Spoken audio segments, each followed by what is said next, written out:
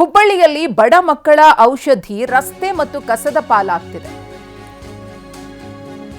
ಮಹಿಳಾ ಮತ್ತು ಮಕ್ಕಳ ಕಲ್ಯಾಣ ಇಲಾಖೆಯ ನಿರ್ಲಕ್ಷ್ಯದಿಂದಾಗಿ ಈ ಅವ್ಯವಸ್ಥೆ. ಆರೋಗ್ಯ ಇಲಾಖೆ ಅಧಿಕಾರಿಗಳಿಂದಲೂ ಕೂಡ ನಿರ್ಲಕ್ಷ್ಯದ ಆರೋಪ ಕೇಳಿಬರ್ತಿದೆ. ಬಡ ಮಕ್ಕಳಿಗೆ ನೀಡುವ ಔಷಧಿಯನ್ನ ರಸ್ತೆಗೆ ಎಸೆದಿದ್ದಾರೆ. ಹುಬ್ಬಳ್ಳಿ ಹೊರವಲಯದಲ್ಲಿ ಸಿರಪ್ ಬಾಕ್ಸ್ ಪತ್ತೆಯಾಗಿವೆ. ಆರೋಗ್ಯ ಇಲಾಖೆ ಪ್ರತಿ ಅಂಗನವಾಡಿಗೆ ಈ ಸಿರಪ್ ಬಾಕ್ಸ್ ಅನ್ನು ನೀಡುತ್ತೆ. ಮಕ್ಕಳು ಮತ್ತು ಮಹಿಳೆಯರಿಗೆ ನೀಡಲಾಗುವಂತಹ ಸಿರಪ್ ಇದು.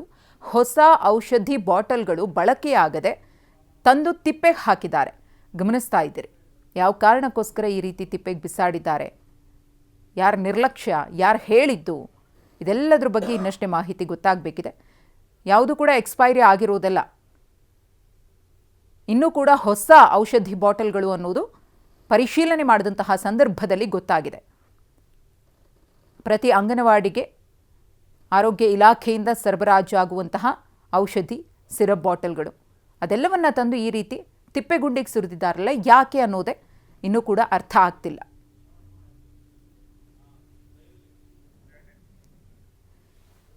ಇನ್ನು ಸ್ಥಳಕ್ಕೆ ಒಂದಷ್ಟು ಮಂದಿ ಬಂದಿದ್ದಾರೆ. ಅಧಿಕಾರಿಗಳ ತಂಡವೂ ಕೂಡ ಇದ್ರ ಬಗ್ಗೆ ಪರಿಶೀಲನೆಯನ್ನ ನಡೆಸುವಂತಹ ಕೆಲಸವನ್ನ ಮಾಡ್ತಿದೆ. ಈ ಕುರಿತು ಮತ್ತಷ್ಟು ಮಾಹಿತಿಯನ್ನು ಕೊಡ್ತಾರೆ ನಮ್ಮ ಪ್ರತಿನಿಧಿ ಸಂಜಯ್. ಹೊಸ ಔಷಧಿ ಬಾಟಲ್ಗಳು ಯಾಕೆ ಈ ರೀತಿ ಬಿಸಾಡಿದ್ದಾರೆ, ಏನ್ ಗೊತ್ತಾಗ್ತಿದೆ ಮಾಹಿತಿ?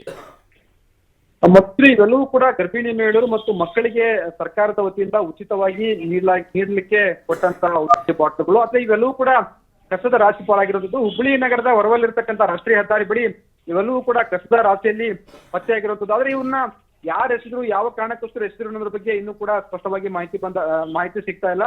ಆರೋಗ್ಯ ಇಲಾಖೆಯವರು ಅಂಗನವಾಡಿ ಕಾರ್ಯಕರ್ತರಿಗೆ ಮತ್ತು ಅಂಗನವಾಡಿಗಳಿಗೆ ಇವೆಲ್ಲವೂ ಕೂಡ ಪೂರೈಕೆ ಮಾಡಿದ್ರು. ಇನ್ನೂ 2 ವರ್ಷ ಇವುಗಳ ಇನ್ನೂ 2 ವರ್ಷ ಅವಧಿ ಇದ್ದಂತ ಬಾಟ್ಲ್ಗಳನ್ನ ಈ ರೀತಿಯಾಗಿ ಎಸೆದಿರುವಂತದ್ದು. ಇವೆಲ್ಲವೂ ಕೂಡ ಐರನ್ ಮತ್ತು ಫೋಲಿಕ್ ಆಸಿಡ್ ಕಂಟೆಂಟ್ ಇರತಕ್ಕಂತ ಸಿರಪ್ಗಳು. ಇವೆಲ್ಲವೂ ಕೂಡ ಗರ್ಭಿಣಿ ಮಹಿಳೆಯರಿಗೆ ಮತ್ತು ಮಕ್ಕಳಿಗೆ ಉಚಿತವಾಗಿ ನೀಡಲಿಕ್ಕೆ ಕೊಟ್ಟಿದ್ರು. ಆದ್ರೆ ಯಾವ ರೀತಿಯ ಎಸೆದಿರೋದ್ರ ಬಗ್ಗೆ ಆರೋಗ್ಯ ಇಲಾಖೆ ಹೀಗೆ ಪರಿಶೀಲನೆ ನಡೆಸ್ತಾ ಇರುವಂತದ್ದು. ಮಧುಶ್ರೀ, ಓಕೆ, ಧನ್ಯವಾದ ಸಂಜಯ್ ತಮ್ಮ ಮಾಹಿತಿಗಾಗಿ.